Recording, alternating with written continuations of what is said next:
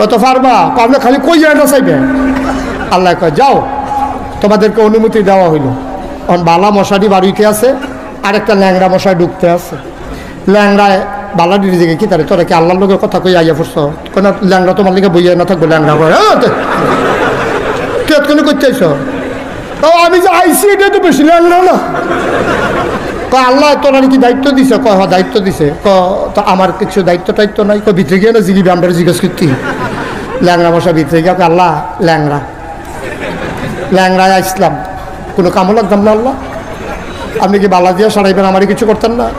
আল্লাহর খুব মায়া লাগছে। আরে তে ল্যাংড়া কত কষ্ট করে আইছে। এই তুই ধরবি বট্টারে, তুই বট্টারে ধরবি যা। ল্যাংড়ায় আইয়া সেটা মাডো আইয়া সেটা এগুলো দিয়া তো বালা মশাটি আইয়া পড়ছে। আইয়া সেটা ওই আতির ফিরোজ আতির মতো সেনাপতি বইয়া রয়েছে। মশায় নাহে দিয়ে ঢুকিয়া ইঞ্জেকশন পুশ করে, এতে আটির ফিরতে গোডান দিয়ে ফুটে দিত। ইব্রাহিম আলাইহিস সালাম ফিরে ফাটা শুরু করলাম না, তুমি ফুটেছে গীতেছে কাপড় দিতে খেলা করো। খেলা কা ফারে নিও, এখন বুধবার ফারে না ফারলে সারে। এখন ল্যাংড়ায় আইস সেটা এমনি তো শব্দ এমনি ফুটেছে গীতাছে। ল্যাংড়া ঢুকিয়া সেটা মাডো কাজ এখন নমরুদ কেন জানো? নমরুদ কেন কেড়াই বুঝে দেখাই দিস না। এই ল্যাংড়া মশাই নাহের কাছে গিয়ে পজিশন লইয়া বইয়া রয়েছে। কেড়াই বুঝেছি গেছে রে কি তাও ডুহো না গেলে কোথায় কি আমি ডুহাম কি তো ব্যাপারে তো শ্বাস টান দিয়ে নিব। আমার দরকার আছে ভিতরে কষ্ট করে যাও না। এবারে তো খুব হালান সাহালান মার হাবা মোস্ট ওয়েলকাম, ভিতরে আসেন। তখন তো আমি দেখবো ভিতরে দেখা। তখন নমরুদে যখন শ্বাস টান দিছে, ল্যাংড়া টাটা ভিতরে যাইতে আসি। এখন ল্যাংড়ায় যখন ভিতরে ঢুকছে, ভিক্ষা সেরে গিয়াতে পজিশন লইয়া বইয়া লাইছে।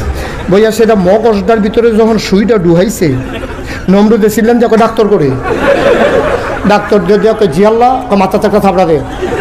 এখন মাথার যখন থাবড়া দিয়েছে, সুইটা একটু আলগা হয়েছে তো নমরুদ একটু আরাম পাইছে। মশায় কয় তাই না ফাতলা করে দেন, তাড়াহুড়া করতাম না।